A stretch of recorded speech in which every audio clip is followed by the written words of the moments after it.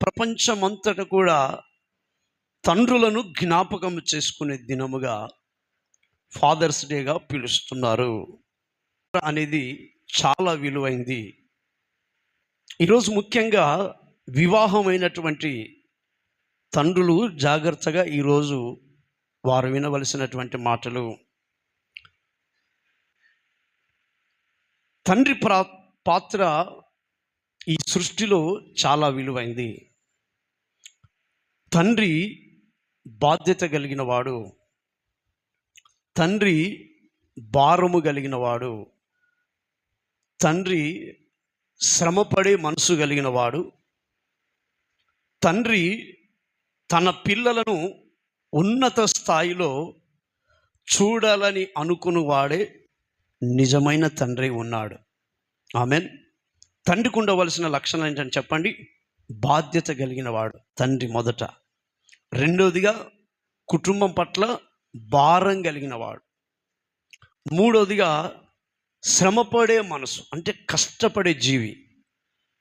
తన కడుపునైనా మార్చుకుంటాడు కానీ పిల్లల కడుపు మార్చాడు. ఇది నిజమైన తండ్రి యొక్క లక్షణం. నాలుగవదిగా తన పిల్లల్ని తనకంటే ఒక ఉన్నత స్థాయిలో ఎక్కువగా ఉండాలని ఆశ కలిగిన వాడే తండ్రి. చూడండి దేవుని బిడ్డారా, ఈ లోకంలో తల్లి చనిపోయిన ప్లేస్లో ప్రతి వారిని కూడా అమ్మ అని నోరారా పిలిచే తల్లులు ఉంటారు. కానీ తండ్రి చనిపోతే ఎవరిని పడితే వాళ్ళని నాన్న అని పిలవగలుగుతామండి? పిలవలేము. తల్లి చనిపోతే పిలవచ్చు అమ్మ అని, కానీ తండ్రి చనిపోతే ఒక్కడే తండ్రి. తండ్రికి ఉన్న బాధ్యత అది, తండ్రికి ఉన్న స్థాయి అది, తండ్రికి ఉన్నటువంటి విలువ అది. ఈ లోకంలో ఎవరిని మనం అలా పిలవలేం. తల్లులు లేకపోయినా ఈ సృష్టిలో ప్రతి వారిని అమ్మ అని నోరార పిలవచ్చండి, కానీ తండ్రి లేకపోతే మన తండ్రి తప్ప ఇంకెవరిని మనం పిలవలేం. ఈ రోజున దేవుని బిడ్డారా, ఆ తండ్రి స్థానాన్ని పూడ్చలేం.